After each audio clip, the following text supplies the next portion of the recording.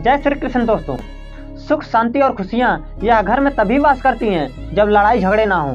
जिस घर में कलेश होते रहते हैं वहाँ लक्ष्मी का वास कभी नहीं होता। लेकिन कलेश होने का कारण क्या है?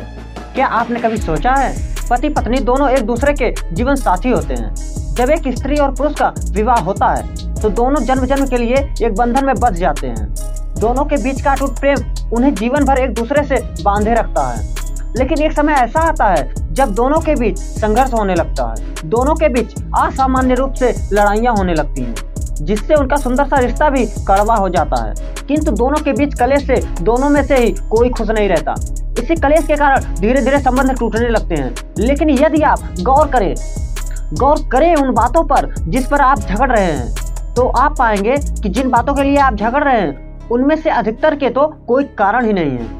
अभी तो वहाँ ऐसी कोई वजह ही नहीं है जिस पर आप झगड़ रहे हो। किंतु फिर भी झगड़े का कारण क्या है? झगड़े का कारण है आप दोनों का ईगो। आप गौर करेंगे तो पाएंगे कि आप दोनों ही एक दूसरे से खुद को कम नहीं समझते। एक कुछ बोल देता है तो दूसरे का ईगो तुरंत हर्ट हो जाता है और फिर दूसरा कैसे चुप हो वह भी शुरू हो जाता है। तो अब आप क्या करें? आप दोनों एक दूसरे के जन्मों के साथी हैं, इसलिए परमात्मा ने आपको मिलाया। अपने रिश्ते को प्रेम से रखना यह भी आप दोनों की ही जिम्मेदारी है। इसलिए जब भी पहला किसी भी बात पर नाराज हो रहा हो, चाहे उसमें आपकी गलती हो या ना हो, आप अपने आप को साइड में रखकर मौन रहें। याद रखें कि महाभारत में भी श्री कृष्ण ने अर्जुन को गीता उपदेश देने से पहले उनकी सारी बातें एक अच्छी श्रोता बनकर सुने थे।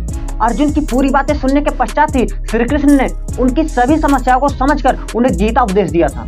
आप भी उनके ही तरह अच्छे श्रोता बने और अपने साथी की पूरी बातों को सुने। जब वे शांत हो जाएं, तब आप उनसे इस विषय पर चर्चा करें। यदि आपकी गलती है तो आप समझाते हुए उनसे माफी मांग लें। आप पाएंगे कि उन्होंने आपको बड़ी ही आसानी से माफ कर दिया। यदि आपकी गलती ना भी हो तब भी आप उन्हें शांत होने दें और उसके बाद उनसे बातें करें। तब वो आपको भी समझेंगे और यह भी मानेंगे कि यहाँ पर आपकी कोई गलती नहीं थी।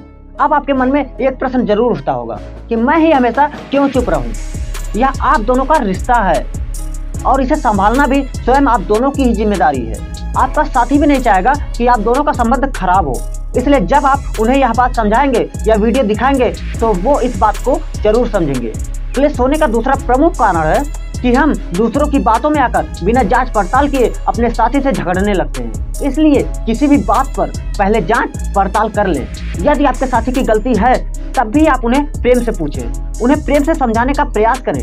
इससे आप दोनों के बीच का प्रेम और बढ़ जाएगा और आपका संबंध अटूट हो जाएगा।